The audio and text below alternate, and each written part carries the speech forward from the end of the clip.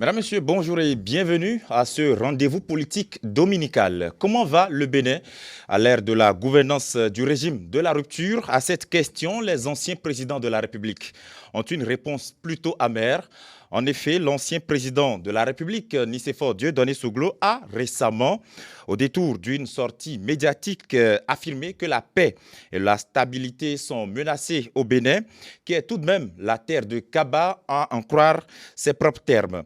Et quelques jours après lui, c'est au tour de l'ancien président de la République, Boni Aï, de tirer aussi, lui, la sonnette d'alarme. À l'en croire également, les gouvernants actuels seraient en pleine politique de l'autruche face à ce qu'ils qualifient de gémissements et de plaintes au sein de la couche juvénile.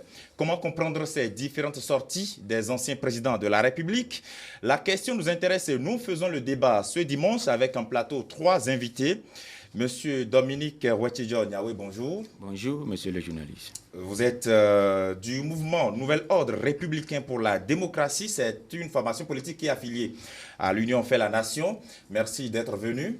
Merci. Voilà, nous avons également sur ce plateau Maître Aboubakar Baparapé. Bonjour Maître. Bonjour. Vous êtes président de l'ODHP, l'Organisation pour la défense des droits de l'homme. Vous êtes avocat au barreau de Cotonou. Oui. Vous êtes également au sein du Front pour le sursaut patriotique. Oui. Merci de votre disponibilité. Merci beaucoup. Et puis sur ce plateau, Eladj Yakou Malerosso, bonjour. Bonjour, monsieur. Vous êtes ancien député à l'Assemblée nationale, également président de la Fondation Malerosso. Oui. Merci de votre disponibilité. Merci. Alors, Maître Aboubakar Baparapé, à travers une lettre à la République, une lettre ouverte à la République, l'ancien président Boni Aï affirme, et je le cite fidèlement, « Depuis un certain temps, je note, au-delà des murmures, des grognes et des gémissements, une espèce de malaise généralisé, reflet de l'effet d'une arme de destruction massive. » Fin de citation. Oui. Que comprenez-vous à travers ces termes de l'ancien président? Oui. D'abord, c'est déjà une très bonne chose que ces hautes personnalités qui ont eu la chance de diriger notre pays sortent de leurs réserves.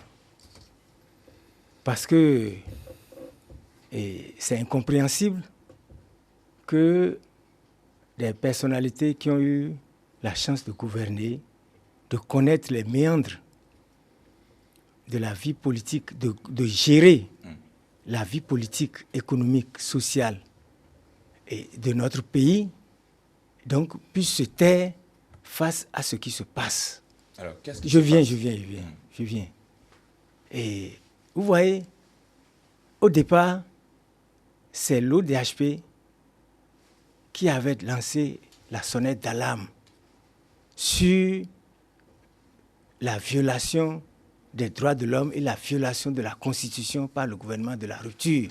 C'était à l'occasion, vous vous souvenez, de la suppression aux étudiants donc, du droit de s'associer.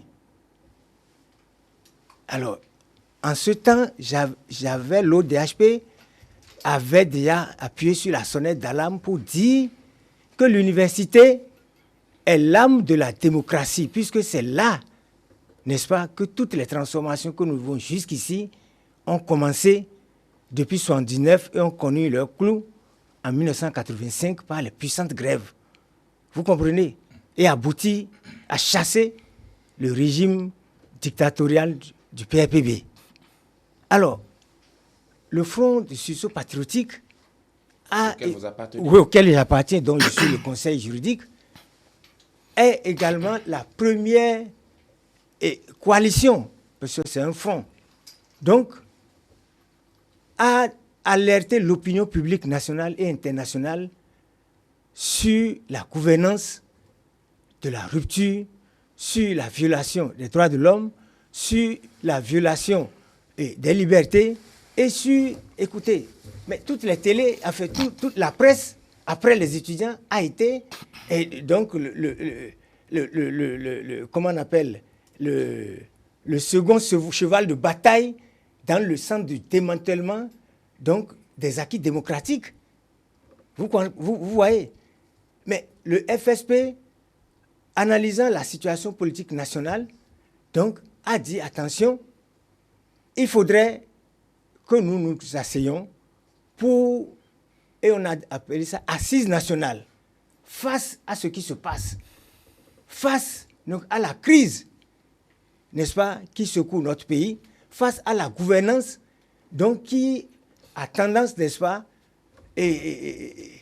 à remettre en question tous les acquis, aussi bien économiques, sociaux et politiques de notre pays. Alors, à partir de cet instant, si le président Boni Yayi et le président Nicéphore Soglo aujourd'hui montrent leur visage, c'est une bonne chose, parce que nous, on a toujours monté notre poitrine. Vous êtes là, vous couvrez toutes nos manifestations. Mais aujourd'hui, ils n'ont qu'à aussi montrer, on ne leur dit pas de venir présenter leur poitrine comme nous on le fait, en prenant les macadams. Mais eux aussi n'ont qu'à montrer, j'emprunte cette image d'un haut dirigeant de notre front qui disait, mais vous, président Soglo, etc., mais nous montrons notre poitrine, nous donnons notre poitrine. Au moins, présentez votre visage aussi, pour que les gens sachent que vous existez, pour que les gens sachent que vous suivez ce qui se passe et que vous nous accompagnez, même si vous ne venez pas marcher avec nous. Je pense que c'est déjà une bonne chose d'avoir et de s'être prononcé sur ce qui se passe. Maintenant, quand il dit que la jeunesse constitue non, il dit qu'il y a une arme de destruction massive. Oui. Bon, vous connaissez le président Boni Yayi. Il n'y va pas du dos de la cuillère. Donc, c'est une forme imagée pour dire que ce qui se passe risque d'amener, n'est-ce pas, la catastrophe dans notre pays. Donc, sa phrase reflète la réalité sur le terrain. Arme de destruction massive. Oui. Arme de destruction massive veut dire que l'exclusion de 65% de jeunes, n'est-ce pas, dans l'appareil de prise de décision. L'appareil de prise de décision, et le manque d'emploi, tout ça, là, c'est une explosion. Est-ce que vous voyez? Donc, il appelle les gouvernants, donc, ils prennent garde. C'est pourquoi il parle de destruction massive, pour que nous ne tombions pas, n'est-ce pas, dans ce qui se passe au Mali, dans ce qui se passe en Centrafrique. Vous savez, c'est un ancien président. Il a la chance de voyager, d'aller faire les conciliations, etc. Donc, il sait de quoi il parle. Vous comprenez? Mais quand il parle de destruction massive, c'est un peu, je crois, ce qu'il a voulu dire en disant ça risque d'amener une explosion, un peu genre Burkina, et pourquoi pas même une guerre civile. On n'en a pas besoin, certes. Mais voilà, c'est, à mon sens, ce qu'il a voulu dire. Très bien. Monsieur Niawé, quelle lecture faites-vous de cette même portion de la déclaration de l'ancien président Boni Yayi? Est-ce que vous avez aussi l'impression que le Bénin va si mal que ça? Merci.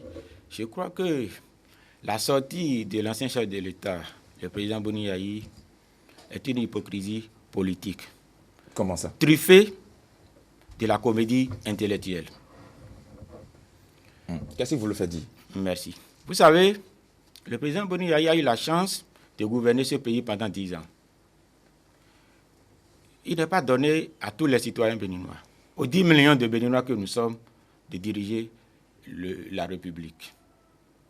Mais Dieu lui a permis, Dieu lui a donné cette chance de le faire. Après avoir accompli cette haute fonction de la République, on devient sage. On devient le premier conseiller de la République. Parlant d'armes de destruction massive, quand l'ancien chef de l'État sort ce mot, qui vous souviennent, je crois en 2000 ou 2001, quand l'ancien président des États-Unis, George Bush, parlait d'armes de destruction massive, et il a envoyé sa troupe en Irak et dans les pays du Golfe, ce qui s'en est suivi, vous le savez tous. Quand un ancien chef de l'État se prononce ainsi, il a des idées derrière la tête. Le connaissant le président Boni Yayi, tout ce qui se passe aujourd'hui, c'est son héritage que nous gérons. Les difficultés auxquelles le Bénin se trouve confronté aujourd'hui constituent l'héritage du président Boni Yayi. Je prends un exemple d'abord, le cas de la cybercriminalité et les gars humains. Ce phénomène s'est accentué ces 10 dernières années. Pourquoi? Simplement parce que l'État a abandonné, l'État a négligé son rôle l'éducation. Ceux qui sont devenus cybercriminels, ce que nous appelons communément Caïman aujourd'hui, c'est la tranche de 19 à 30 ans. Donc, c'est ceux qui ont connu Boni Yahi pendant qu'ils étaient dans les écoles primaires, dans les écoles secondaires. Il n'a pas su prendre sa responsabilité. Il y a beaucoup d'autres choses. Et je me sens très gêné. Je me demande si mon aîné maître Aboubakar Parapé n'est pas gêné. Parapé, excusez-moi, ne se sent pas gêné au sein du front quand aujourd'hui il se retrouve avec les oppresseurs d'hier, les boulots d'hier. Mais tout à l'heure, dans votre développement, vous avez dit que l'ancien président, lorsqu'on a déjà ce titre, on devient un conseiller de la République. Est-ce que ce n'est pas ce rôle qu'il joue aujourd'hui? Pas du tout. Vous savez, pour conseiller son successeur, on n'a pas besoin de passer par médias interposés. Il a toujours chanté dans ce pays que le président Patrice Talon, M. Patrice Talon, c'est mon ami, c'est mon frère. Pourquoi ne pas aller voir son ami? Pourquoi ne pas aller voir son frère pour lui donner, pour lui prodiguer des conseils? Si tant est qu'il est vraiment dans une posture de conseiller, de sage. C'est-à-dire la déclaration de l'ancien chef d'État Boni Yahi, cette déclaration est à sanctionner. D'accord. C'est votre avis. Je n'ai pas fini. Oui, je n'ai pas fini. J'ai parlé tout à l'heure du front. Et disait que je me sens gêné, moi, qu'il y ait cette alliance contre nature. Les oppresseurs d'hier se retrouvent avec le PCB, je ne sais quoi, pour parler. Ils veulent donner des leçons à qui? J'ai fait le même combat avec Maître Baparapé en 2011. Nous étions tous dans les rues de Cotonou pour dénoncer le tripatriage du code électoral, le tripatriage de la LEPI dans le temps. Mais aujourd'hui, je m'étonne de voir les mêmes qui ont fait le même combat hier se retrouvent avec les oppresseurs d'hier pour dénoncer ce qu'on ne devrait pas dénoncer. Puisqu'il n'y a pas de crise dans la République. Aujourd'hui, il n'y a pas de crise. À les entendre, lorsqu'on emploie cette expression d'armes de destruction massive, c'est qu'il y a une crise dans le pays. C'est dangereux d'employer ces expressions. C'est très dangereux. Parce qu'il n'y a pas de crise. Nous ne sommes pas en crise. Tout à l'heure, Maître Baparapé disait qu'il faut des assises. J'ai dit non. En 2012, l'Union fait la Nation en a proposé. Mais ceux qui étaient au pouvoir hier, qui sont aujourd'hui avec eux, quelle était leur attitude face à cette proposition dans le temps? Aujourd'hui, nous ne sommes pas en crise. C'est des questions d'intérêt qui gênent. Tous ceux qui parlent en dehors des PCB, nous les connaissons tous, nous connaissons les PCB, et ils n'ont jamais été d'accord avec aucun régime. Ils ont leur philosophie à part, et nous essayons de comprendre. Mais ceux qui se sont associés à eux aujourd'hui, ils sont à la base des maux qui mènent la République aujourd'hui. C'est leur héritage que nous gérons. D'accord. Et vous l'avez dit tout à l'heure. Alors, Eladj Malrossou, de votre position, c'est vrai que vous avez déclaré ouvertement que vous ne faites plus la politique en tant qu'homme politique, mais vous regardez les hommes politiques agir. Et vous avez entendu l'ancien président de la République, Boni Yahi, qui a fait cette déclaration et il poursuit: ce que chacun vit et pense bas est relayé par la jeunesse de notre pays représentative pour que j'attire une fois de plus l'attention de tous en ma qualité d'ancien chef de l'État. Est-ce que vous avez l'impression qu'il est en train de jouer son rôle, effectivement, de conseiller de la République? Merci beaucoup. Je tiens quand même à faire une rectification. Je n'ai pas dit que je ne vais plus faire la politique. Mais j'ai bien dit que je ne vais plus lever la main pour être candidat à la députation. D'accord. Donc vous pouvez revenir à d'autres oui, mais vous... Pas lever la main. D'accord. Pour dire que je serai député jamais de ma vie. D'accord. Même conseil, je ne veux pas. Très bien. Ce qui se passe, je crois que c'est normal. Chacun est en train de jouer son rôle. Mais ce que moi je vais demander, il faut que tout un chacun de nous pense à amener la paix dans le pays. La paix. Parce que c'est des injures qui amènent des difficultés dans le pays. Des difficultés, bon, si là où ça ne va pas, et que les gens ont l'habitude de s'exprimer d'une manière et on sent que on est en train d'insulter. Donc, ce que le président, je vais dire les deux présidents, c'est leur droit absolu. Si quelque chose ne va pas, je crois qu'ils doivent quand même dénoncer. Mais dénoncer, et on sent que leur dénonciation, on sent que si on voit dedans, ils sont en train de soutenir un clan. C'est ça que moi, je n'apprécie pas. Et si ça ne va pas dans le pays, je crois que tout le monde sent. Tout le monde sent, mais je tiens quand même à dire à ceux qui sont en train de nous voir que ce n'est pas ici seul. Moi, j'ai eu la chance, chaque année, j'ai l'habitude d'aller jeûner à la Mecque, plus de 20 ans. Et depuis 2017, quelque chose a changé en Arabie Saoudite. Qu'est-ce que ça veut dire? Je prends un exemple de Fanta, canette de Fanta ou Coca qu'on a l'habitude de payer à 1 réal. 1 réal ça fait à peu près 100, 140, 150. En 2017, c'est à ce prix qu'on nous a vendu une canette. Mais à ma grande surprise, lorsque je suis parti cette année, en 2018, on a triplé le prix. Qu'est-ce que ça veut dire? On nous a dit canette, Fanta, 3 réals. Ce qui fait plus de 400 francs.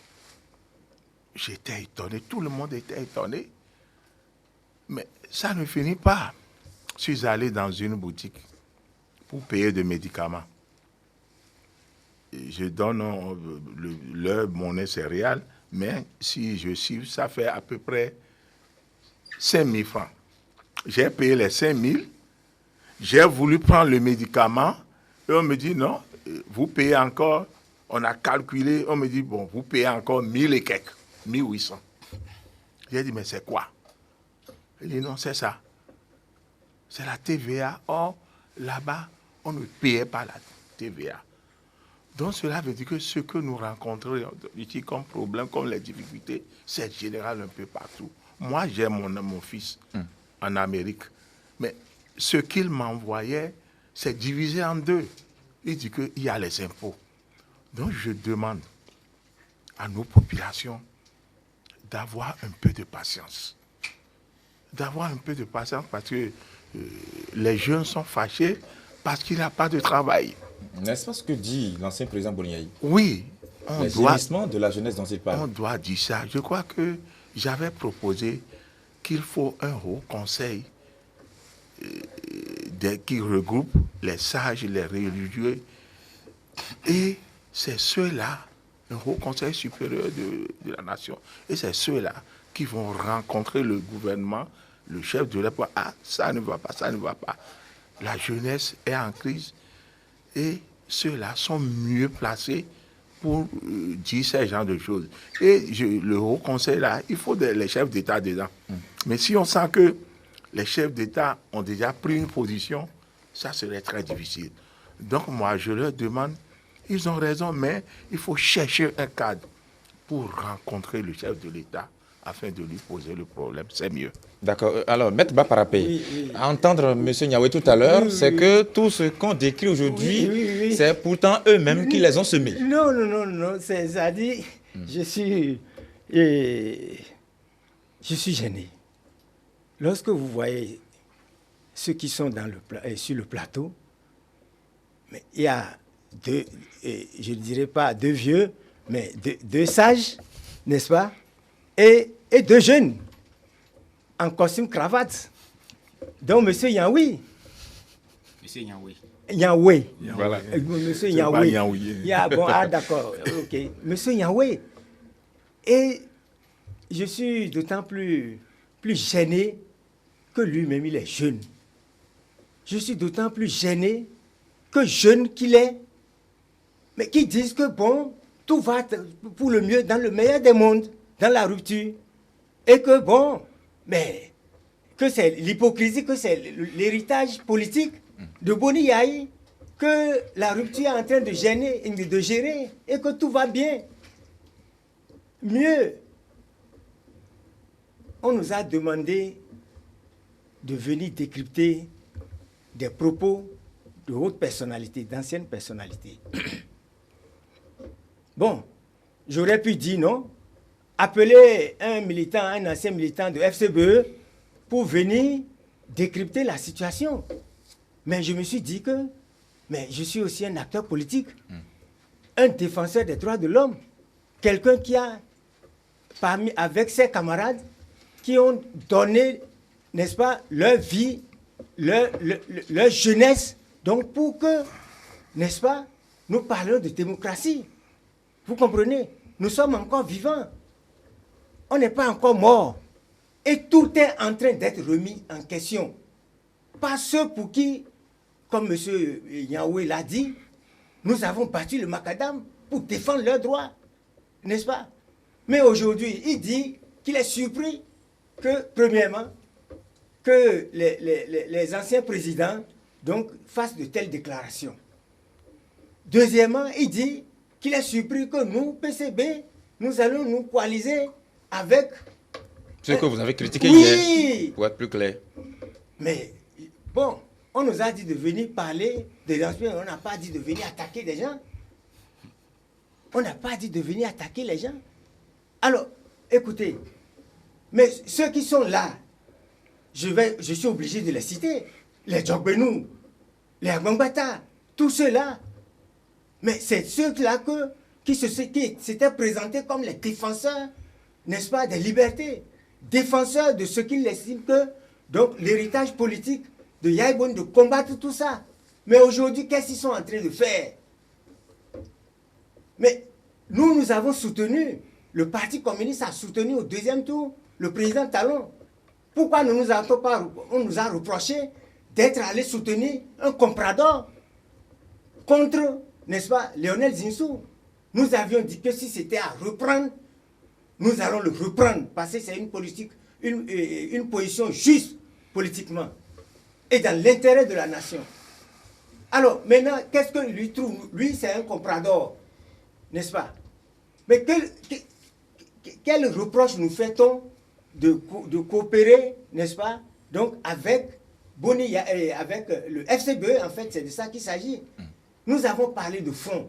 Lorsqu'une situation ne va pas, et que ceux qui sont en haut refusent, bouchent leurs oreilles, mais il faut bien que nous nous fassions entendre. Mais s'il y a d'autres personnes qui ont les mêmes préoccupations, mais ensemble on est plus fort. Chacun vient avec son bâton. On n'est pas en train de nous vendre, comme le président Talon a dit, que tous les partis déposent leurs armes et qu'ils se fondent dans un creuset.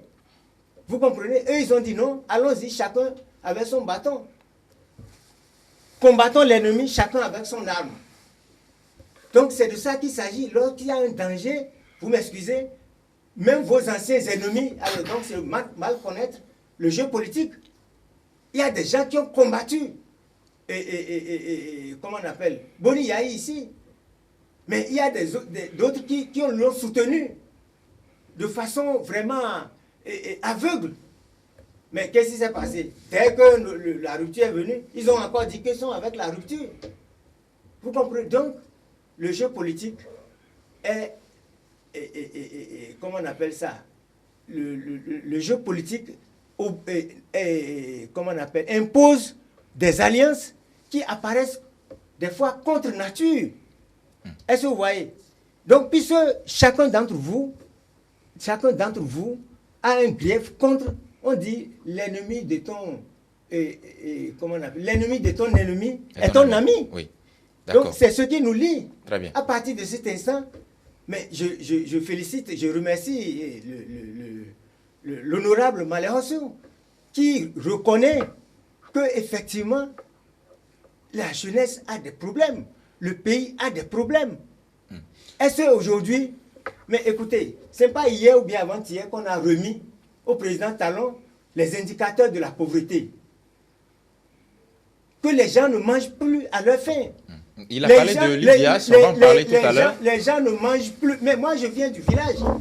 Je viens du profond, je viens des 2 capés. Oui. Mais allez dans les 2 capés, n'est-ce pas? Vous allez voir que c'est un autre Bénin qui est là-bas. Très bien. Alors, Tant du point de vue, social, il faut qu'on s'entende. Tant du point de vue social, vous allez poursuivre. Je ne vais pas vous arracher la parole. De toutes les façons, je ne vais pas vous arracher la parole. Donc il faut savoir que. Oui, vous avez tout à l'heure répondu à son attaque et je crois que si je vous ai laissé aller au bout, c'est parce que effectivement il vous avait apostrophé. Et je crois que nous allons nous entendre. Ce sera pour la dernière fois qu'on va attaquer quelqu'un personnellement sur ce plateau. Maintenant, donc c'est de ça qu'il s'agit. Oui, le tableau que vous peignez, est-ce que ça date de 2 ans et demi? Cette situation des Béninois qui ne mangent pas à leur faim, de la jeunesse qui gémit, qui n'a pas d'emploi. Est-ce que c'est depuis 2016 que ça a commencé? Non, vous savez, il faut quand même reconnaître à l'actif de l'ancien régime qu'en matière d'emploi, le président Boni Yahi a essayé de faire quelque chose. Tant qu'il reste à faire, rien n'est encore fait. C'est de ça qu'il s'agit. Vous comprenez? Mais lorsque le président Talon est venu, mais son premier travail est de quoi? C'est de démanteler et de déhaïtiser tout. À commencer donc par les emplois. La remise en question de tout ce qui a été fait comme recrutement. Alors, donc si on dit que ça n'allait pas avant sous le régime Yahi, alors quand lui vient, il va empirer ça ou bien il va corriger. C'est de ça qu'il s'agit. Si tu viens sur un programme pour dire, bon, ça ne va pas, ça ne va pas. D'accord, ça ne va pas, on est avec toi, on sait que ça ne va pas, donc on te soutient. 67% de Béninois qui ont dit, très bien, viens maintenant pour nous redresser ça. Mais quand tu viens, sur la base du bilan que tu as fait que ça ne va pas, tu vas encore empirer ça. Si les gens avaient 2 repas, tu vas les réduire à 1 repas. Ceux qui avaient 1 repas, tu les réduis à ne rien manger toute la journée. Mais c'est de ça qu'il s'agit. Alors, donc, mon cher ami, la gouvernance, c'est d'améliorer ce qui n'allait pas. Très bien. Vous comprenez? Et non de faire, donc, n'est-ce pas, comment on appelle ça? D'abord, de détruire tout l'existant, tout l'acquis, et ensuite, maintenant, de ne faire qu'emprisonner tous ceux qui osent parler. C'est de ça qu'il s'agit. Aujourd'hui, on utilise, face à la situation, face à la crise, face à la pression, c'est-à-dire, comment on appelle, à la pression fiscale, parce que tout est fiscalisé aujourd'hui, de sorte que personne ne se retrouve. Alors, donc, face à cela, mais la jeunesse dit, attention, ça ne va pas, ça ne va pas. Mais la réponse à cette jeunesse, c'est quoi? C'est la prison. Très bien. C'est le cas de choses. Maintenant, je viens. On va y revenir. J'en finirai. C'est point par point. J'en finirai lorsque j'aurai répondu que... Mais écoutez, si les anciens présidents en sont venus à faire des déclarations ouvertes, n'est-ce pas? Mais il faut se demander s'ils n'ont pas demandé une audience au président Francis Talon qui s'y est refusé d'une manière ou d'une autre. C'était le cas? Non, j'ai dit, il faut se demander. Il faut se demander si ce n'est pas le cas. S'ils n'ont pas demandé d'audience pour qu'on puisse les recevoir afin qu'ils puissent jouer leur rôle de sage et qu'ils ont refusé. Dès lors qu'ils ont refusé et qu'ils auraient peut-être refusé, ils n'ont d'autre moyen que de ne pas se rendre complices de cette situation et au moins de présenter leur visage comme nous nous présentons notre poitrine. Très bien. Voilà. Monsieur Niawé, sur cette question de la jeunesse, on a entendu tout à l'heure Maître Baparapé dire que même si ça n'allait pas, on est venu détruire le peu qui existait.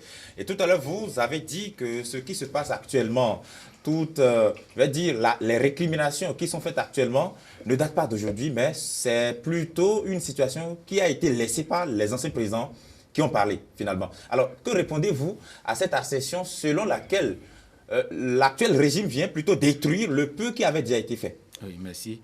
Mais bien avant de répondre à votre préoccupation, je vais rapidement rectifier quelque chose. Je n'ai pas dit que tout est rose dans le pays, mais j'ai dit qu'il n'y a pas de crise.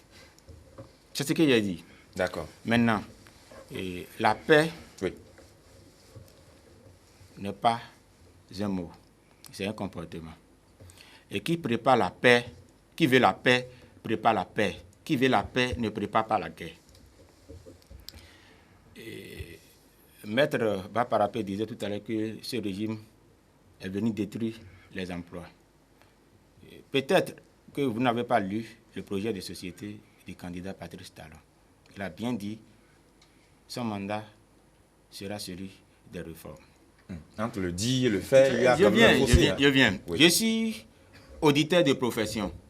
Il y a 3 ans, 4 ans, j'ai proposé au régime du président Boni Yayi la liquidation de l'ONASA. Ça veut dire quoi? Ça ne date pas d'aujourd'hui.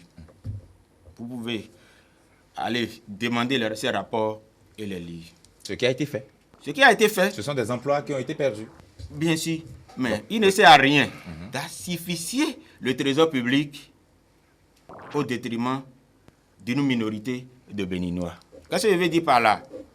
À un moment donné, l'ONASA ne répondait plus aux aspirations ou, en réalité, au diagnostic ayant soutenu sa création. Oui. Donc, il était question de liquider cette structure qui sombrait. Mais, comme l'ONASA était une machine à campagne du régime défunt, on a fait la sourde oreille. Parce que, je le dis haut et fort, le riz japonais qui était remis à l'ONASA, d'abord au Bénin, à titre de don, ce riz était revendu par l'ONASA. Et l'argent devrait être rétrocédé au ministère du Commerce via le Trésor public. Mais ça n'a jamais été fait. Ce riz a servi d'instrument de campagne dans les villages. Est-ce que ce que vous dites là, est-ce que vous avez des preuves? Je vous ai dit, c'est assez difficile de constater l'effectivité. Je vous ai dit, je Oui. suis auditeur de profession. J'ai été commissaire au compte de l'ONASA pendant 3 ans. Donc les preuves existent. Je parle les documents. bien sûr, je parle en connaissance de cause. Donc, il y a 3 ans, 4 ans, nous avons proposé au gouvernement la liquidation de l'ONASA, ce qui n'a pas été fait. Maintenant, quand le régime du président Talon est arrivé, il a fait un état des lieux. Et cet état des lieux révèle que, si l'on ne veut pas, il faut sacrifier certains emplois pour pouvoir redresser l'économie, ce qui a été fait pour le cas de l'ONASA. Et dit que le régime de Yahi a créé beaucoup d'emplois, mais vous parlez de quel emploi? Il y a un fossé du moins, entre créer des emplois sûrs et durables et créer des emplois éphémères. On dit qui te donne un poisson te nourrit pour un jour, mais qui t'apprend à pêcher te nourrit pour toujours. Moi, je n'ai jamais, en temps j'ai rêvé de travailler, de servir dans la fonction publique. Je n'ai pas eu cette chance à cause du clientélisme qui entourait les concours de recrutement à la fonction publique. J'ai dit, OK, il faut prendre le chemin de la profession libérale.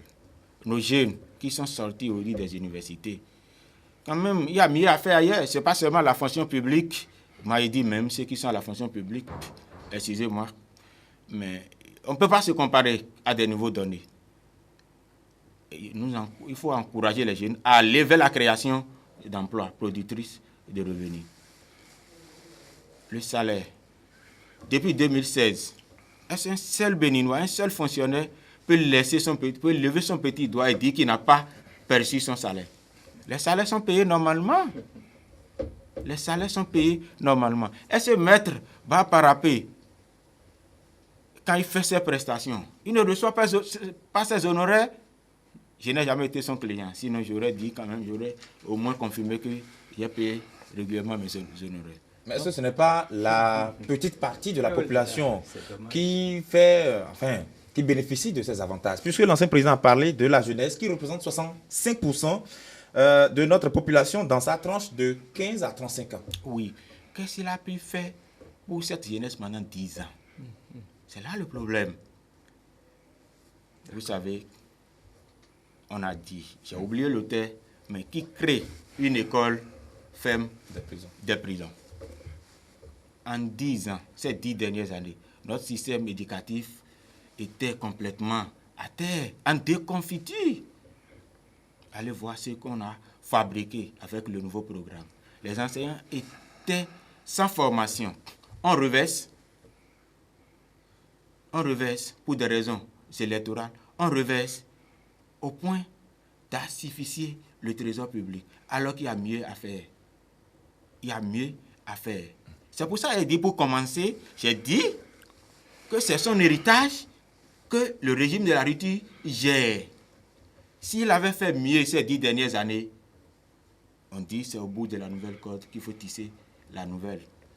Mais pas une corde pourrie. Il ne faut pas tisser une nouvelle corde au bout d'une ancienne corde pourrie. Non, cette corde, elle est pourrie. Ah, d'accord. Oui. C'est votre avis. Oui. Alors, honorable Malekhossou, vous avez entendu tout à l'heure les uns et les autres opiner sur cette question de la jeunesse qui est au cœur de la déclaration du président Boniaï. Il a longuement parlé de cette jeunesse qui gémit, qui se plaint au quotidien et qui constitue une arme de destruction massive. Nous avons d'ailleurs commencé l'émission par là. Mais finalement, lorsqu'il donne des statistiques, et il estime que 65% de la population de 15 à 35 ans sont constitués des jeunes. Et puis, sur cette population, ce sont des jeunes qui sont sans emploi et que c'est une menace pour l'avenir de cette nation. Est-ce que vous avez l'impression que l'ancien président Boniaï est mieux placé pour faire cette déclaration? Puisque, à entendre les uns les autres, c'est comme s'il y avait un souci de légitimité. Non, moi, je serais un peu différent des autres. D'accord. Parce que moi, je n'ai jamais été d'accord avec ceux qui ont l'habitude de critiquer les autres présidents. Jamais. Dieu ne veut pas ça. Le pouvoir, c'est Dieu qui donne. Et il donne à qui il veut. Si le président Soglo bien le président Yahi ont dirigé ce pays, c'est Dieu qui leur a permis. Et Dieu nous dit de les respecter. Même s'ils ne sont plus là aujourd'hui, on doit les respecter. Pour moi, qu'est-ce que nous allons faire pour améliorer la situation du pays? Il faut laisser les autres. Il ne faut pas parler des autres. Les autres, ils ont fini. Maintenant, notre idée, comment nous allons faire? Et le président Talon est dans ce schéma. Moi, je n'ai jamais entendu qu'il a critiqué le président Yahi pour dire que c'est lui qui a foutu le pays en l'air. Je n'ai jamais entendu ça. Mais le président Soglo en a fait dans ce pays. Et après, c'est ça qui a fait que le président Kérékou, paix à son âme, s'est révolté. Parce qu'on a dit des milliards de dettes au cours d'une conférence internationale. Donc je demande à nos enfants, à nos jeunes, d'éviter ça. Il a fait mal, Soglo a fait mal. Non, c'est pas bon. Bon, on parle maintenant des sociétés liquidées. Mais ça ne date pas d'aujourd'hui. Moi, si je veux parler, je donne des exemples sur moi-même. Oui. Moi, j'ai été engagé à la Sodac Boycon en 1967. Et j'étais très jeune parce que je n'ai pas eu la chance d'étudier. J'ai fait l'école coranique. Je n'ai aucun niveau intellectuel. Mais on m'a engagé en tant qu'opérateur des machines à tisser. Mais en 1975, la société a été liquidée par le Kérékou, paix à son âme. Pourquoi? Parce que on était 730 dans l'usine. Donc, les gens sont venus voir que, mais avec 700 et que c'est trop. Parce que nous fabriquons des jus de sac, des sacs de maïs. Ouais, c'est ça que nous fabriquons là-bas. Et on a constaté que ce que nous, on vend à 175, ce qui est importé revient à 125. Donc, on est obligé de liquider la société. Donc, liquider les sociétés, ça ne date pas d'aujourd'hui. Si ça ne va pas, on ne peut pas dire qu'on va continuer à payer les gens. Mais ce que moi je demande les gens qui sont mis à la porte. Mais il faut un minimum. Ceux-là doivent vivre. Moi, je demande au gouvernement de penser à payer leurs droits, même le minimum. Le minimum. Parce que les gens sont à la maison, des pères de famille, comment ils vont vivre? Moi, j'avais vécu le cas et je sais ce que j'avais eu en son temps. Donc, cela veut dire que si la société ne marche pas, on est obligé. Mais au même moment, la jeunesse doit quand même se prendre en compte. Moi, mon fils, l'un de mes enfants, il a fait 20 ans à Paris. 20 ans, je vous le dis. Mais m'envoyer même 50 000 francs, je demande avant qu'il m'envoie ça. Je dis, mais en 76, j'ai dit, mais monsieur, mais qu'est-ce que tu fais là-bas? Tu gagnes de l'argent, nous on ne gagne rien ici. Je t'ai mis au monde, Dieu a fait que je t'ai mis au monde, c'est pour quand même bénéficier de quelque chose. On dit, Vuitton, Yovoto, mais ce n'est pas un plaisir. Et je lui ai dit de descendre. Lorsque mon fils, c'est un intellectuel, je ne lui ai jamais dit de se présenter pour un concours. Non. Je lui ai dit que Bac plus 4 qu'on vient, on va te payer à peine 100 000. À peine 100 000, 150 000 au début. Mais qu'est-ce que tu vas faire avec ça? Tu gagnes plus de 3 millions par mois, mais ça ne te donne rien. Bon, mais il a créé son emploi. Et aujourd'hui, maintenant, si j'ai besoin des petits trucs, il me donne. Donc cela veut dire que je demande aux jeunes de ne pas espérer le gouvernement. Il faut des concours, non. Mais les concours frauduleux, il y a les gens, les cadres, parce que c'est les cadres qui dirigent le pays. Même si un président s'en va, les cadres sont toujours là. Les concours frauduleux là, qui a été annulé. Mais avant ça, il avait des concours. Moi, je vous donne l'exemple le ministère des Finances a demandé au ministre de la Fonction publique d'organiser un concours pour recruter les agents pour les impôts. Ils sont à peu près 200 et quelques comme ça. C'était en 2014. Mais lorsqu'on a découvert que le concours qui a su là, que c'est un concours frauduleux, ce qui a amené Aboubakar au niveau de la haute cour de justice, mais les cadres ont voulu profiter pour que ceux-là soient licenciés. Moi, je vous le dis, mais notre fondation, le président d'honneur, c'est Karim Da Silva, mais il m'a appelé, elle a dit, appelle les imams, nous allons demander au chef de l'État, pardon, il ne faut pas ajouter encore à ceux qui sont à la maison. Qu'est-ce que ceux-là ont fait? On ne peut pas dire que tous les concours organisés par le président Yahi sont des concours frauduleux. Non, ce n'est pas bon. Très bien. Donc je crois que c'est comme ça que nous devons travailler dans le pays. Si nous voulons quelque chose, ce n'est pas avec force. Avec une voix douce, on peut en avoir.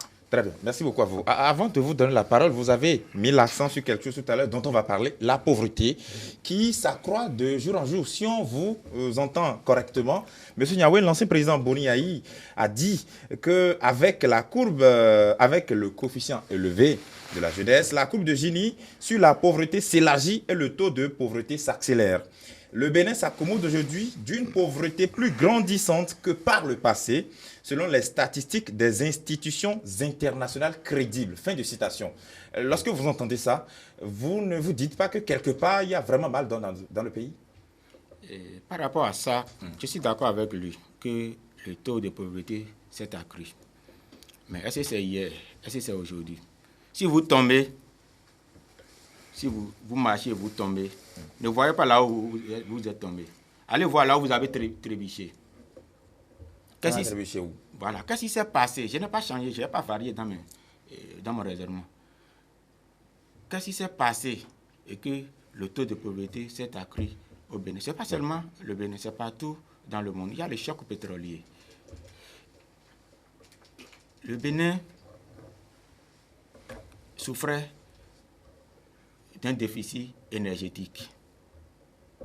Si hier, ce problème était résolu, le gouvernement d'aujourd'hui n'allait plus mettre des milliards, des centaines de milliards dans la construction des centrales électriques.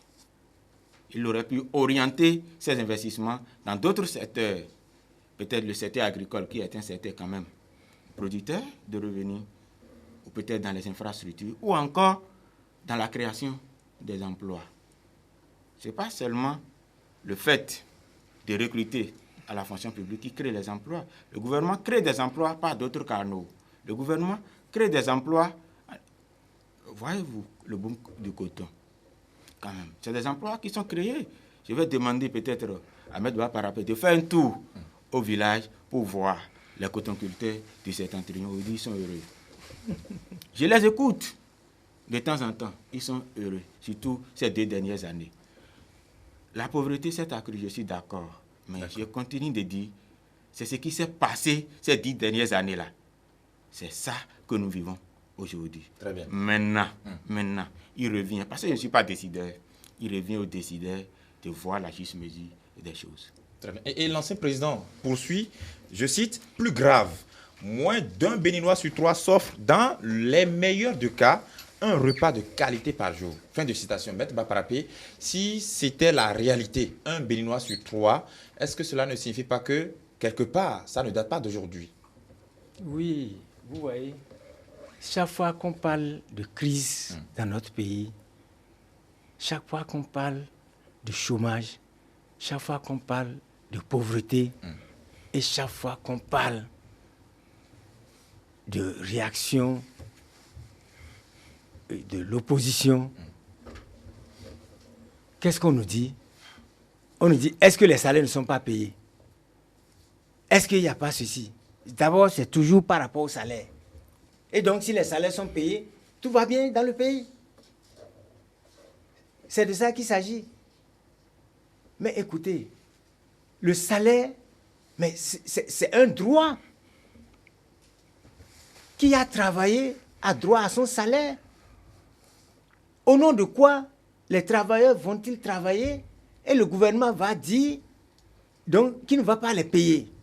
Les payants, donc on va dire, bon, puisque vous recevez votre salaire, allez, taisez-vous, tout va bien dans le pays.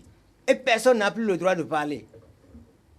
Le fait que pendant le PRPB, il y a eu, comment on appelle ça, le problème de paiement de salaire, mais c'est une anomalie.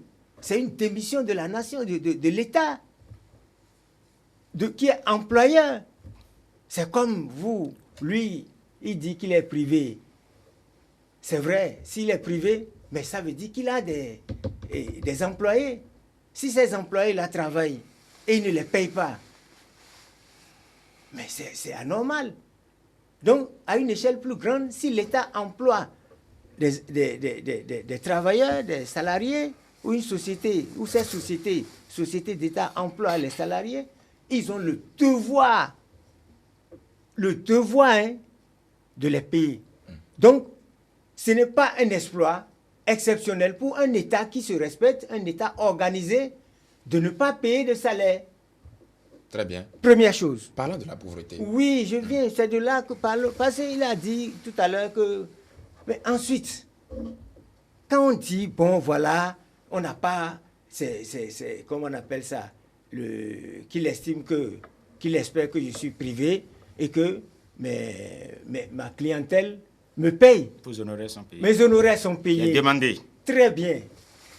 Vous voyez, allez demander, n'est-ce pas, aux particuliers qui sont dans le secteur informel, dans les secteurs libéraux. Si ça continue d'y aller, les gens n'ont plus d'argent pour vous payer, pour payer les honoraires. Même les sociétés avec qui les gens ont des contrats d'assistance, c'est difficilement que ces sociétés-là libèrent, n'est-ce pas, ces honoraires. Alors, l'État qui est en train de payer, mais et les impôts mais s'il ne s'agit pas de payer, ils donnent par la gauche, et il retire le 3 quarts par la droite. Les taxes uniques, n'est-ce pas? Taxes par-ci, taxes par-là. On se demande, mais en définitive, lorsque le fonctionnaire, pour parler toujours du même salaire, lorsque le fonctionnaire prend son salaire et regarde, il se dit, mais bon Dieu, j'ai une femme, j'ai des enfants, j'ai des parents qui sont greffés sur ce salaire, mais avec ce salaire grevé de tant d'impôts et de taxes, mais qu'est-ce que je vais devenir? Ça, c'est un facteur de pauvreté, d'appauvrissement, de paupérisation. Deuxièmement, il parle de coton. Moi, je suis pragmatique, je suis un homme de terrain. Je viens des 2 KP. C'est un bassin cotonnier. Mais allez, monsieur Yahweh, allez sur le terrain, écoutez ces cotoculteurs. Les imprécations qu'ils font à l'encontre, à l'endroit du régime de Talon par rapport à la culture du coton. Ils disent qu'eux, ils ne vont plus faire le coton. Mais qui donne de la voix? Non, je viens. Ils ne vont plus faire de coton parce que le coton les appauvrit. Je viens de Ouassapéonko, hein. C'est un bassin cotonnier, et de Kérou, les 2 KP. Mais pour y aller déjà, mais il faut chercher la voie la moins mauvaise pour y aller. Et je disais, mais écoutez, mais il faudrait qu'une délégation des 2 KP aille au moins rencontrer le président Patrice Talon pour lui dire, mais voilà ce qui se passe par rapport à notre région. Vous comprenez? Donc, parlant donc de la pauvreté, mais c'est quelque chose de réel. Mais dire que bon, c'est de l'imagination et que les salaires étant payés, qu'il n'y a pas de pauvreté, moi je dis que, bon, moi je ne vais pas vouloir qualifier ça. C'est vrai, on peut soutenir un régime, mais tout en étant objectif. Ce que nous disons, ce n'est pas de l'imagination, c'est de la réalité. Mais qui est responsable de cette pauvreté? Non, voilà. Oui. La pauvreté, même aux États-Unis, même en France, elle a toujours existé. Si vous allez à Paris, mais vous allez voir des gens, et donnez-moi ce petit chose. Oui. Vous comprenez? Donc alors le procès qu'on fait au gouvernement actuel est un procès biaisé alors? Non, ce n'est pas un procès biaisé. Ce n'est pas un procès biaisé. Le système capitaliste va avec la pauvreté. Le système capitaliste va avec la pauvreté.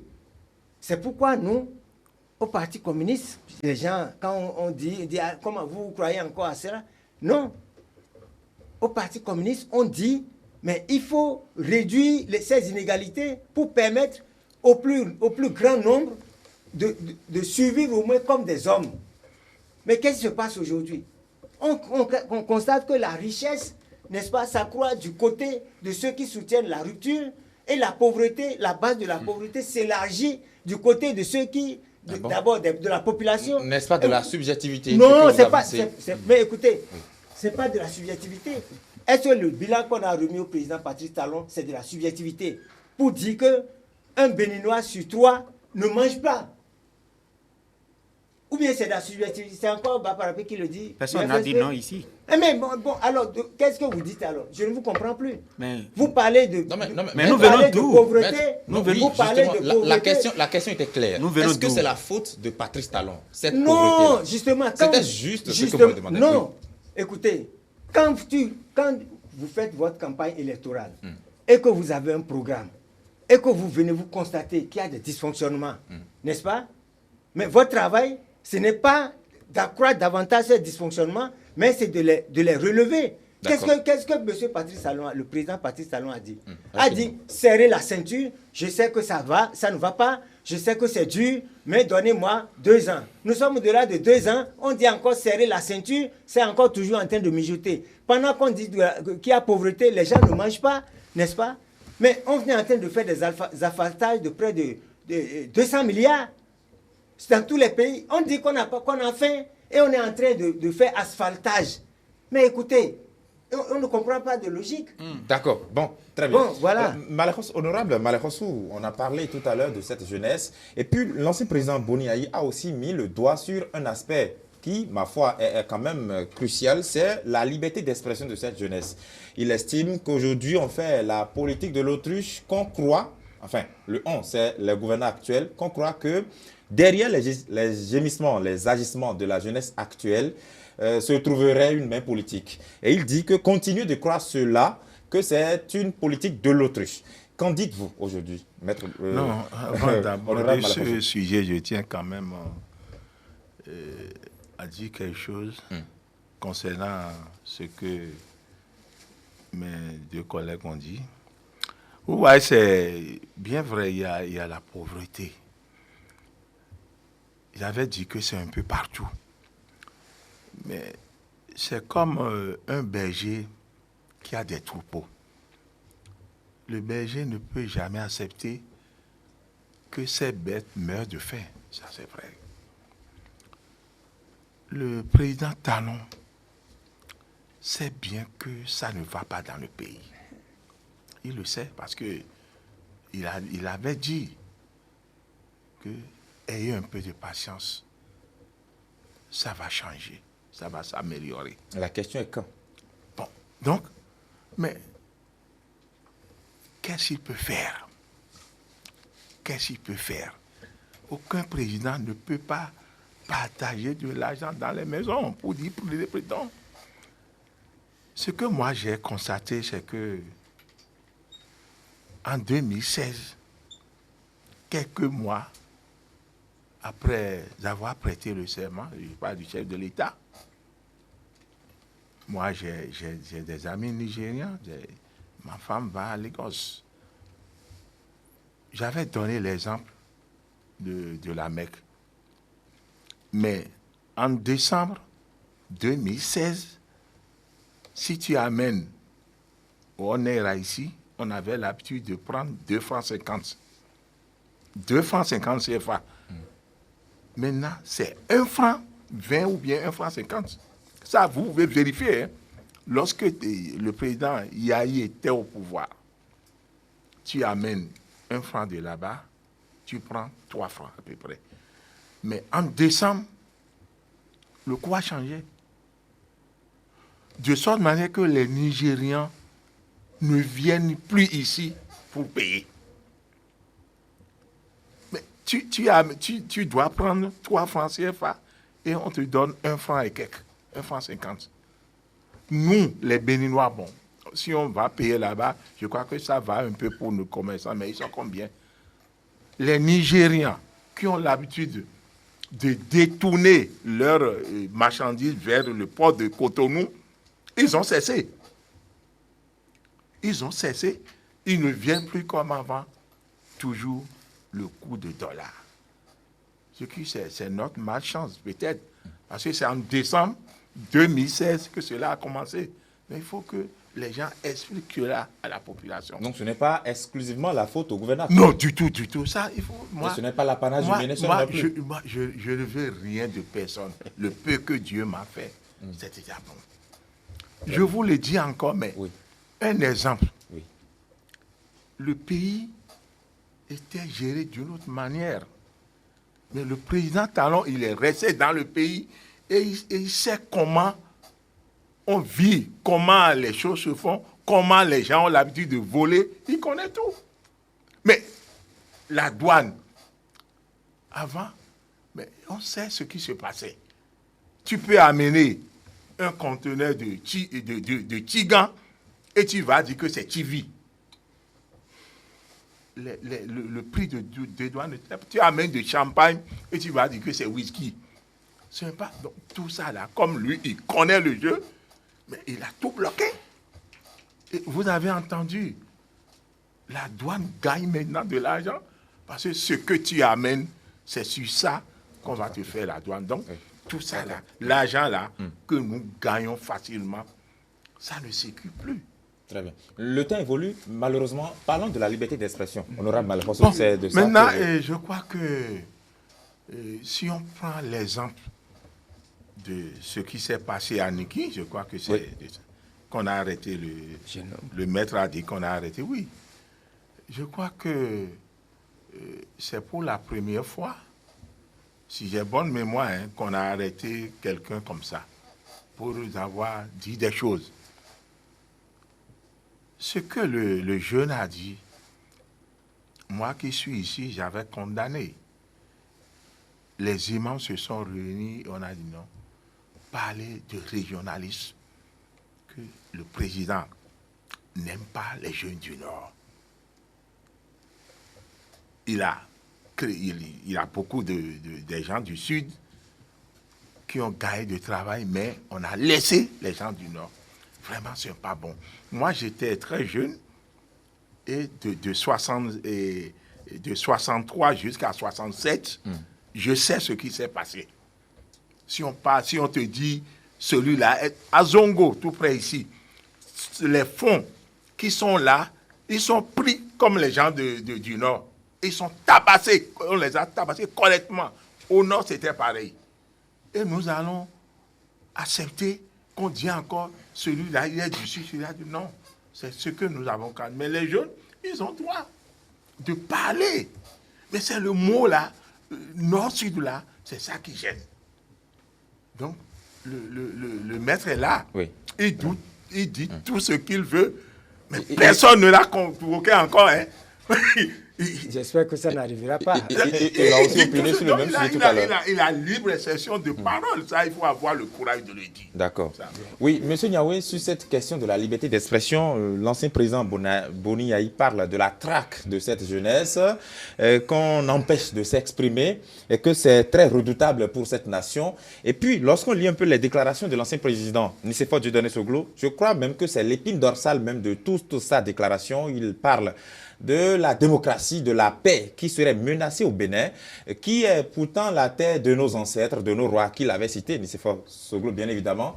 Quelle lecture faites-vous de cette déclaration, de ces deux déclarations croisées des anciens présidents de la République? Merci. Avant d'aborder cette partie des déclarations des deux anciens présidents de la République, je vais rapidement rectifier quelque chose. Oui. Concernant les impôts, j'ai cru entendre tout à l'heure Maître Baparapé qui a une pression fiscale. Vous savez, si nous voulons de bonnes infrastructures routières, des hôpitaux, nous devons contribuer à la construction de notre pays. N'attendons pas que les autres viennent construire notre pays à notre place. Ce que nous recevons comme dons des partenaires au développement, c'est des impôts qui sont collectés chez eux. Donc, on ne peut pas vouloir une chose et en même temps son contraire. Si la pauvreté s'est accrue, le président Boni Yayi a parlé de l'indicateur de développement humain, l'IDH. Mais il y a plusieurs éléments qui entrent en ligne de compte. Il est un haut économiste, à ce que je sache. Pendant 10 ans, qu'est-ce qu'il a pu faire pour améliorer notre couverture sanitaire, notre plateau sanitaire? C'est par là qu'il faut commencer. Le PIB, l'expérience de vie à la naissance. Faites un tour dans nos cimetières aujourd'hui. Vous verrez que ça dit, c'est entre 35 ans et 50 ans. Il faut y réfléchir. Mais qu'est-ce que hier les gens ont pu faire? Le maître assemblée dit tout à l'heure que ceux qui ont l'argent aujourd'hui, c'est ceux qui sont de la rupture. J'ai dit non, je m'inscris en faux. C'est ceux qui ont côtoyé le prince ces 10 dernières années qui dépensent de l'argent dans le pays. Allez voir les chantiers qui étaient en construction avant 2016. Beaucoup sont arrêtés. Pourquoi? Ça veut dire simplement, c'est parce que c'était de l'argent volé. C'était l'argent du contribuable qui a été volé. En cela, j'apprécie la lutte contre la corruption. Parce que hier, M. Baparapé et moi, nous avons milité pour cette cause. La lutte contre la corruption que Nicéphore Soglo qualifie de l'esprit de revanche. Il estime que c'est une vengeance qui se fait actuellement. Vous l'avez lu? Je crois. Oui. Le président Patrice Talon, après avoir prêté serment, la première sortie du président Soglo, qu'est-ce qu'il a demandé? Il a demandé à ce qu'on fasse rendre gorge aux pieds de l'économie. Je ne vois pas ce pourquoi aujourd'hui cette lutte qu'il a tant souhaité devient une lutte cavalière. La lutte contre la corruption, c'est une question de volonté et de choix politique. Quelqu'un a marché dans ce pays contre la corruption, mais ça n'a pas été hâté. Le maître me dira que c'est une lutte sélective. Je suis d'accord. Une lutte, un choix a été toujours sélectif. Il faut commencer de quelque part. Ceux qui viendront après le président Talon, vont aussi interpeller, vont demander des comptes à ceux qui gèrent aujourd'hui. C'est ça la République. Parlant de la liberté d'expression, Oui. je crois que la dernière fois, j'étais sur ce plateau avec 2 opposants, mais à la sortie, personne n'a été inquiété. Parmi nous, ça veut dire quoi? Le Béninois se sent en liberté, il dit ce qu'il pense. La déclaration de Niki, ou l'initiative de Niki, Oui. moi je suis un jeune, La sortie des 2 anciens chefs de l'État, c'est un aveu d'échec. Après les machins de, comment on appelle ça, ce qu'ils ont fait à Djefa là. Et la déclaration de Djefa, ils ont compris que... On parle de la coalition pour la défense de la démocratie, la Voilà. CDD. On en cesse de créer des coalitions. Pour défendre quoi? La démocratie. C'est un aveu d'échec. Dire que la parole est confisquée, bon, je ne sais pas, hein, si la parole était confisquée, le président, l'ancien président Nicéphore Soglo n'allait pas parler, le président Boni Yahi n'allait pas parler. Chaque jour que Dieu fait, il y a des déclarations des membres de l'opposition. Le front, la bourse de travail est devenue un milieu politique où tous les jours le front bat le macadam, mais ils n'ont jamais été inquiétés. La liberté d'expression, je ne vois pas. Il n'y a pas de prisonniers politiques, à ce que je sache. Il n'y a pas de journalistes en prison. Maître Baparapé. Maître Baparapé, vous avez la parole. Oui, vraiment, merci de me donner la parole par rapport. D'abord, lutte contre la corruption. Vous voyez, un démocrate, un patriote qui se respecte ne peut pas ne pas soutenir la lutte contre la corruption. Lorsque le candidat Boni Yahi parlait de lutte contre la corruption, on a dit, tiens, voilà quelqu'un qui veut faire du travail. Il a même marché contre la corruption. Mais qu'est-ce que nous avons constaté? Nous avons constaté que c'était le régime encore le plus corrompu.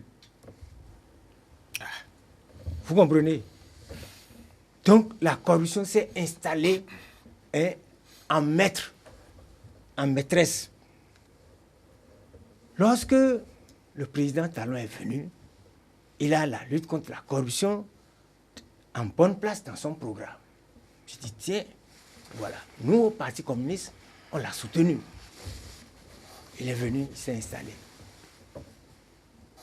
Mais en fait de lutte contre la corruption, mais nous avons constaté plutôt, mais c'est une lutte contre, n'est-ce pas, une lutte contre les opposants pour les bâillonner. Le cas de Métoyon est là.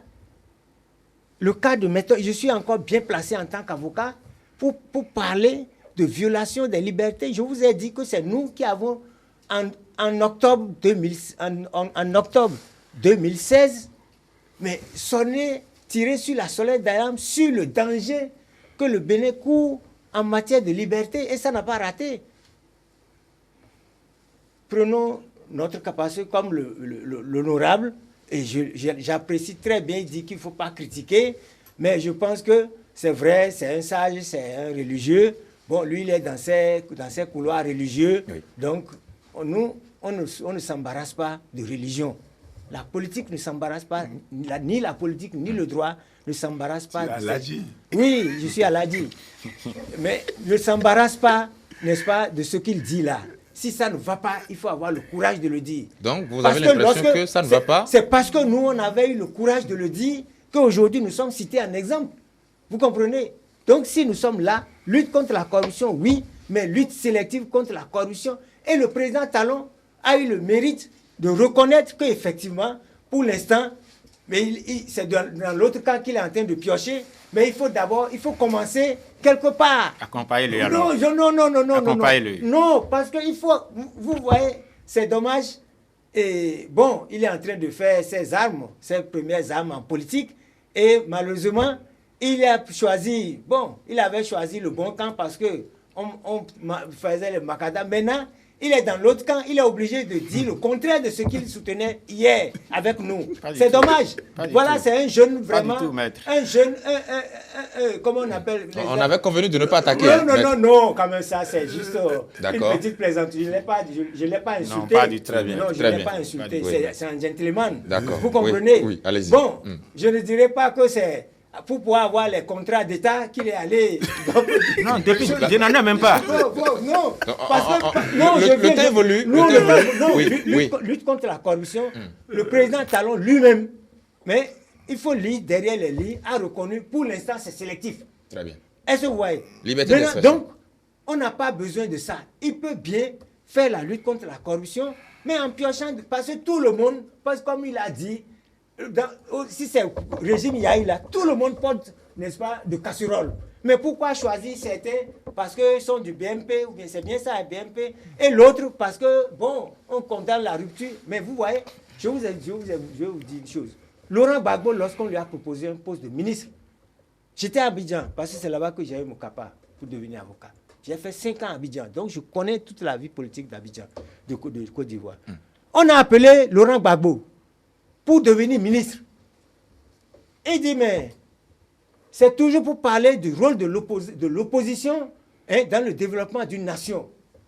C'est pourquoi d'ailleurs, les Occidentaux ont bien compris en disant qu'il faut faire un statut de l'opposition. Ce que moi, en ma qualité de militant et de vétéran, donc de la lutte, parce que nous sommes ici, je ne dirais pas les fondateurs de la République nouvelle, mais quand même les précurseurs de la République nouvelle.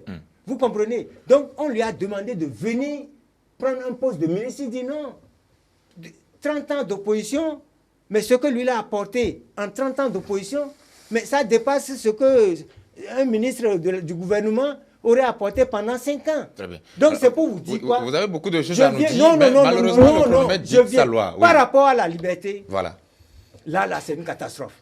Comment ça? C'est une véritable catastrophe parce que même les marches pour dire, pour exprimer son ras-le-bol, n'est-ce pas, sont réprimées. Donc, on s'est plusieurs fois affronté ici, confronté contre, ici d'ailleurs, face, n'est-ce pas, aux chars et aux choses. Dans le régime, c'est pas une fois, c'est pas 2 fois. La dernière fois, c'était au carrefour Sikakoye, où on a été gazé. Mais le sang n'a pas coulé. Non, mais écoutez, le sang peut aussi couler.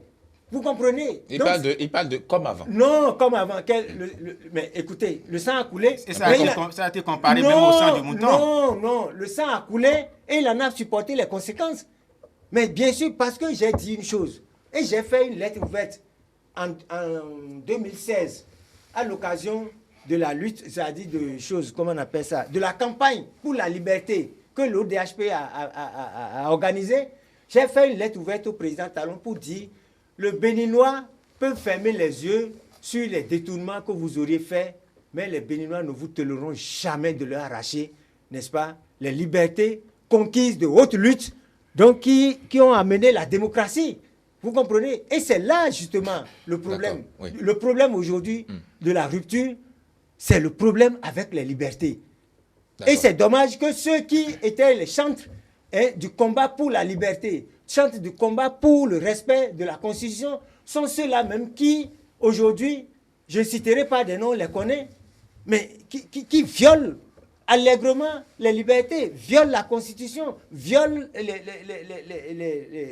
décisions de la Cour constitutionnelle pour asseoir, n'est-ce pas, une dictature. Donc, la répression de ce jeune homme-là, M. Korogoné, mais d'abord, Métonyon Laurent, c'est un détenu politique. C'est comme ça que ça se passe au Rwanda, où tout récemment, Kagame a amnistié donc ces chanteurs, ces dames-là qui étaient de l'opposition. Il lui a reproché des faits qui sont quand même aujourd'hui, jugés au tribunal. Non, hier, c'est le parti unique. Tu n'avais pas le droit de parler, mais on a quand même un minimum, on a combattu pour la liberté. Et on ne peut pas tout nous arracher. Donc, ça fait qu'aujourd'hui, mettons Laurent, c'est un détenu politique, Korogoné, tout le monde n'a pas apprécié un certain nombre de propos qu'il a tenus, tendant donc à créer les divisions. Alors on devait le laisser? Non, on ne doit pas le laisser. On devrait faire quoi? On ne doit pas le laisser, mais on ne doit non plus l'emprisonner. On ne doit pas, parce que ça fait partie des libertés d'expression. S'il a eu des dérapages, on peut l'appeler. Même si on doit utiliser la justice, on peut dire, bon, c'est un délinquant primaire. Il n'a jamais fait ça. Vous comprenez? Et peut-être c'est dans la foule, dans la fièvre de l'action qu'il a eu à dire un certain nombre de choses. Merci beaucoup à vous, maître. Il faudrait vraiment qu'on évolue. Très bien. Je vous donne la parole sur cet aspect. Je vais vous redonner la parole tout à l'heure. Sur ce point-là, Monsieur Niaoui, on a parlé de Laurent Métagnon qui serait un détenu politique, ainsi que Sabi Sika Korogoné, et puis d'autres personnalités qu'il a citées tout à l'heure. Que répondez-vous face à ça? Oui, par rapport au cas Métagnon, je ne souhaiterais pas trop me prononcer parce que j'ai été commissaire au compte de la CNSS pendant qu'il présidait le conseil d'administration. Pour raison de réserve professionnelle, je ne souhaiterais pas me prononcer sur le cas Métagnon. Maintenant, sur le cas Korogoné, je disais tout à l'heure, moi je suis un jeune. Et ce qu'il a dit là, moi, ma maman, ma petite mère, c'est-à-dire la femme à mon papa, elle est originaire du Nord. Ça veut dire quoi? Mes frères sont du Nord. Par conséquent, je suis aussi du Nord. Mais ce qu'il a dit là est dangereux. Et je suis pour la liberté d'expression, mais je suis contre ce que Korogoné a dit. Et je serais peut-être magistrat, peut-être que la sentence serait beaucoup plus grave, plus lourde que celle-là. Je peux le faire et après, il sera gracié par le président de la République. Mais il faut désormais décourager. On a parlé d'une manigance pour asphyxier les mouvements juvéniles, alors. Non, pas du tout. À travers ces différents verdicts de la justice. Tous les jours, les gens font des sorties, les opposants. Je crois, la semaine dernière à Calavi, il y a eu quand même des initiatives partout, sur les réseaux sociaux, initiatives de Parakou, initiatives de Ouida, mais personne n'a été condamné. Ce qui a été condamné, c'est ce que Korogoné a dit. Ce n'est pas l'initiative qui a été condamnée. Je ne sais pas si vous voyez. D'accord. Alors, on va évoluer. Maître, malheureusement, nous avons vraiment des contraintes de temps. Je n'ai pas fini. En moins de 10 minutes. Il n'avait pas fini. Je n'ai pas fini. Je vais revenir sur la lutte contre la corruption. Quand chaque fois... Non, on n'a pas fini. Rapidement. Laissez-moi 30 secondes. Monsieur Niaoui, vous avez encore pour 30 secondes. Oui. On ne peut pas poursuivre tous les Béninois à la fois. Si les dérapages de ces 5 dernières années, si on fait le point, ça fait environ 850 000 Béninois. Oui, je parle en tant qu'auditeur. 850 Béninois. À emprisonner. C'est-à-dire à interpeller au moins. Peut-être d'autres peuvent être écoutés et relâchés. C'est beaucoup. C'est beaucoup. On ne peut pas le faire à la fois. Très bien. Vous avez épuisé les 30 secondes. Oui. Nous allons être clairs, maître. Oui, vous allez parler de toute façon. Nous avons 10 minutes pour conclure cette émission. Et puis, il y a un aspect que les deux chefs d'État ont abordé. Non, c'est sur les questions de liberté. Oui, vous allez opiner dessus en 30 secondes. 30 secondes. Je serai très exigeant sur ça. Oui, allez-y. Voilà. Vous voyez, je dis en tant qu'avocat, en tant que militant des droits de l'homme, je suis bien placé pour critiquer le régime Talon par rapport aux libertés. Mais tout récemment, les déguets d'Amiens, c'est en pleine, c'est-à-dire au tribunal là, avec 4 autres, qu'on les a arrêtés, juste parce qu'ils ont marché dans l'enceinte du tribunal pour dire non, trop c'est trop. Vous comprenez? Est-ce que ça, on avait besoin de les arrêter, de les condamner? Non. On n'a pas besoin. Mais écoutez, moi j'ai fait des marches au tribunal. En violation. Non, c'est pas. Non. En respect de la Constitution. En respect de la Constitution. Mais bien sûr. Vous mettez en péril la sécurité des magistrats. Jamais. Et des avocats que vous êtes aussi. Mais écoutez, je dis c'est une expérience personnelle. Comme l'honorable le dit, ce que je dis, c'est du vécu personnel. Dans le cadre de mon militantisme. Merci beaucoup. Vous avez fait plus de 30 secondes. Donc, et voilà, vous serez vraiment... sur ce régime, vraiment, sur ce registre-là, vraiment, le régime Talon... Je vais donner 30 secondes aussi à Laurent Malekos. Non, je crois que je profite de votre micro pour demander la clémence du chef de l'État. Parce que les jeunes, bon, c'est leur manière d'agir. Il est en prison et je suis sûr qu'il doit regretter de ces mots qu'il avait lancé au cours de ce meeting. Donc, je demande au premier magistrat de bien vouloir lui accorder une grâce présidentielle. Merci beaucoup. Merci infiniment. Ça, c'est très bien. Alors, Maître Moubakaba Parapé, Les deux chefs d'État ont parlé du code électoral qui a été récemment voté. Nous avons 5 minutes pour en parler. Oui. Donc, cela signifie que chacun a 1 minute 30 secondes. Oui. Et rassurez-vous, je vais vous arracher la parole si vous tentez d'excéder ce temps-là. Et je suis habitué à ça. Très bien. Je cite l'ancien président Nicéphore Soglo qui affirme, citation, « En excluant brutalement et maladroitement des élections, les jeunes, les pauvres, les déshérités, le gouvernement et ses alliés au Parlement ont poussé le bouchon trop loin. » Fin de citation. Maître Baparapé, c'est un code électoral d'exclusion? Oui, c'est un code de riches. Et l'ancien président Boni Yayi l'a aussi dit. C'est un code de riches. Puisque les mêmes choses là, le président de la Cour constitutionnelle, quand Yayi Boni avait parlé de 100 millions, mais on était les premiers à réagir pour dire 100 millions, où le Bénin va trouver 100 millions. Vous comprenez? Donc, un régime plutocratique dirigé par des compradors ne peut que faire des choses de manière comprador. C'est-à-dire, c'est sous le prisme, n'est-ce pas, comment on appelle, de son statut de riche qu'il perçoit tout. La preuve, c'est que... Ce n'est pas Talon qui a voté le code. Mais non, c'est l'Assemblée nationale. Non, c'est l'Assemblée. Mais comment? On peut voter contre la volonté du président Talon, c'est pas possible. L'Assemblée n'est-elle plus la représentation nationale? Non, mais comment? Depuis quand? Non, l'Assemblée nationale, oui. Vous n'avez pas vu?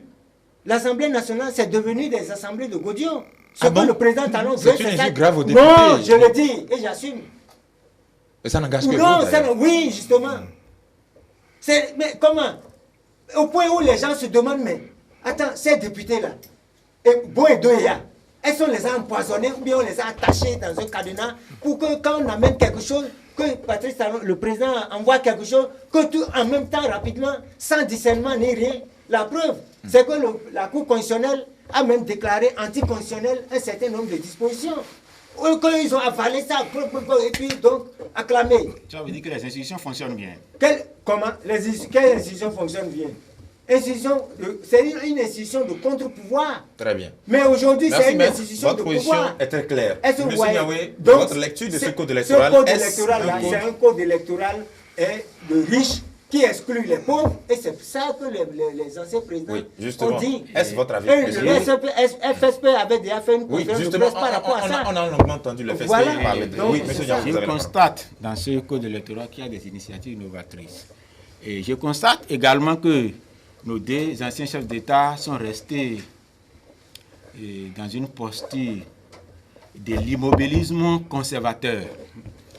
Ils n'ont pu rien faire, peut-être ils n'ont pu rien faire pour améliorer le code électoral pendant qu'ils étaient là, mais quand même qu'ils laissent ceux qui sont là aujourd'hui, s'il y a des innovations, de le faire. Je crois l'avoir déjà dit ici sur ce plateau, que ce code a beaucoup d'innovations. En 2011, le président Boni Yayi a utilisé les lacunes de notre loi électorale pour se faire réélire. Et ça ne pourra plus continuer comme ça. Il a suscité des candidatures fantaisistes dans les régions où l'opposition est majoritaire. C'était ça les lacunes dont vous parlez? Bien sûr. Si c'était à 250 millions la caution, je crois qu'il n'allait pas le faire.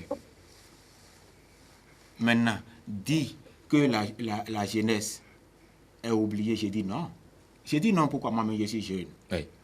Hier, les jeunes n'avaient pas la possibilité, en tant que militants des partis politiques, de se faire positionner facilement sur une liste pour les élections législatives. Parce que c'est seulement le chef de parti qui paye la caution. Et il positionne qui il veut. Aujourd'hui, si vous militez bien dans votre parti politique, vous avez de fortes chances de se faire positionner. Parce que, oui, les partis seront désormais autonomes.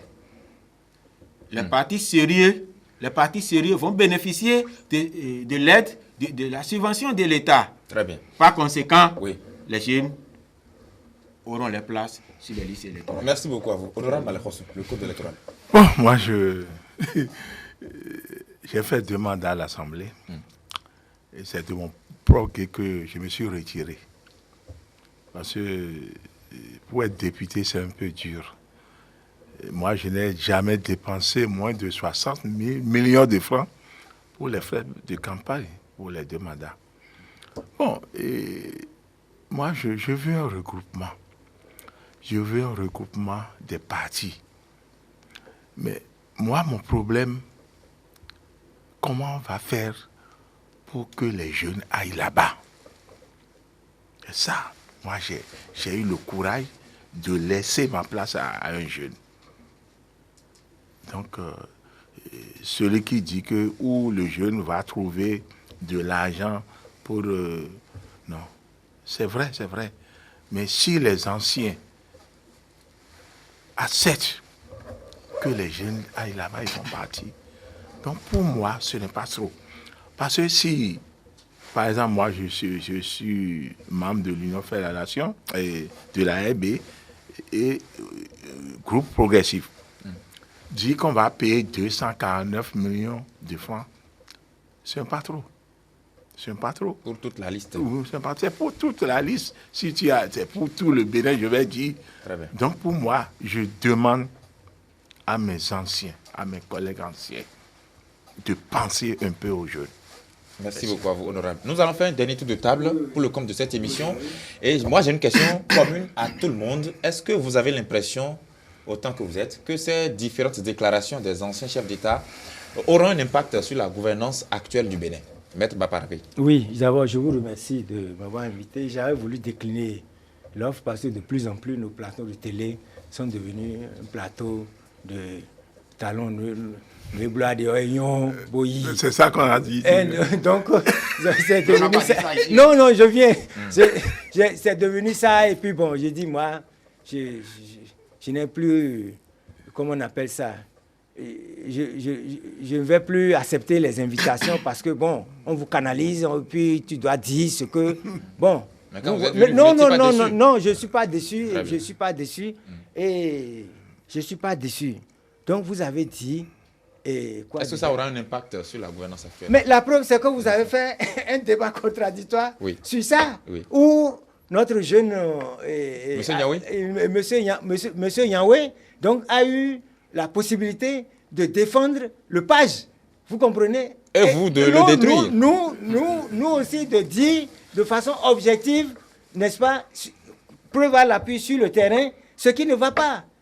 Et de citer même les déclarations, les propres déclarations en contradiction avec son soutien du président Talon qui dit effectivement, 1, la misère, elle existe, mais il faut patienter. 2, la lutte contre la corruption, elle est sélective, mais il faut commencer quelque part. Au moins sur ces 2 points-là, il est en porte-à-faux avec ce que son supporter dit ici. Merci vous beaucoup, comprenez? Donc, c'est des anciens présidents qui voyagent à travers le monde. La preuve, le président Soglo a dit qu'il vient de Tokyo. Et ça a été, ce thème-là a été étudié là-bas. C'est autour de ça que les choses se sont réunis. Donc, le président Talon, à moins de faire le sourd, à moins que, comme on le dit, tout son entourage dit non, c'est des revanchards, c'est ceci, cela, n'en tient pas compte. Mais je pense que lui, il va en tenir compte. Dans tous les cas de figure, il ne finira pas en tenir compte. La preuve, c'est un lobbying que vous êtes en train de faire en faveur de cette déclaration-là. Oui, très bien. Il doit en tenir compte. Monsieur Nyawé, même question. Oui, ces déclarations ne sont pas tombées dans les oreilles dessous. Je sais que le président Talon a des conseillers. Il a une direction de communication. Moi, je ne suis pas son conseiller, je ne suis pas son collaborateur non plus. Je suis qu'un simple soutien. Et cette déclaration porterait mieux que si ces 2 anciens chefs d'État se rendaient au palais de la Marina pour conseiller les jeunes frères. J'ai vu la dernière fois au Ghana, les 3 anciens chefs d'État qui vivent encore se sont rendus quand même au palais de la République pour rencontrer les successeurs, le conseiller sur certains points. Aux États-Unis, ça se fait régulièrement. Pourquoi pas chez nous? Très bien. Pourquoi pas chez nous? Merci beaucoup à vous, M. Nyawé. Honorable Malefosso. Très bien. Vous avez déjà fini. Honorable Malefosso. Oui, je crois que le chef de l'État ne peut jamais refuser d'accepter de recevoir les anciens présidents. Oui. Non, il ne peut pas faire ça. Donc, je demande à nos chefs d'État de ne pas prendre position publiquement. C'est un petit conseil de sage. ils n'ont qu'à tout faire pour rencontrer le chef de l'État. C'est ce que je pense. Et ensuite, bon, moi, je tiens quand même à dire à ceux qui sont auprès du chef de l'État de ne pas peindre en noir tout ce que le président Yaya a fait. Moi, ça me gêne. Parce que c'est demain, c'est ce que les gens vont dire au président Talon. Ce n'est pas bon. Très bien. Parler du présent, comment nous allons faire pour dépasser celui-là. C'est comme ça que, avec ça, le pays va. Mais attaquer, non, je n'aime pas. Oui, Merci beaucoup à vous. Honorable, Merci infiniment. Nous avons vraiment épuisé le temps. Américain, là, comment il s'appelle? C'est pas Jacob Zuma par hasard. Obama. Le Oui, président Barack Obama Obama. a pris position contre le Merci. comportement de Merci Trump. infiniment, Maître Aboubakar Publiquement. Baparapé. Vous êtes Président Obama. avocat au barreau de Cotonou. Vous êtes membre du Parti communiste du Bénin. Oui. Vous êtes conseil juridique au niveau du Front pour le sursaut patriotique. Oui. Et puis, vous êtes le président de l'Organisation pour la défense des droits de l'homme, ODHP. Merci d'être venu sur ce plateau. Oui, merci. Merci infiniment à vous aussi, Monsieur Dominique Ouetchejon Yahweh. Vous êtes au niveau de l'Union fait la Nation, pour être plus précis, président du parti Nouvel Ordre républicain pour la démocratie. C'est bien ça? Président d'honneur. Président d'honneur, voilà. Nouvel Ordre républicain pour la démocratie. Vous êtes à la mouvance, bien évidemment. Merci infiniment d'avoir été sur ce plateau. Et enfin, El Hadj Yacoubou Malekhossou, ancien député à l'Assemblée nationale, président de la Fondation Malekhossou. Merci infiniment à vous, chers invités, d'avoir été sur ce plateau. Oui, merci je vous souhaite un bon dimanche. Merci beaucoup. Et je vous remercie également à vous, chers téléspectateurs, d'avoir été là. Merci de votre aimable fidélité à nos programmes. Vous allez retrouver tout à l'heure, à 12 h environ, sur nos antennes, le décryptage de ce débat-ci avec aux commandes Romuald Ronwi qui sera avec Agapit Napoléon Maforican. À 13 h, le journal. Merci de nous avoir suivis et à dimanche prochain.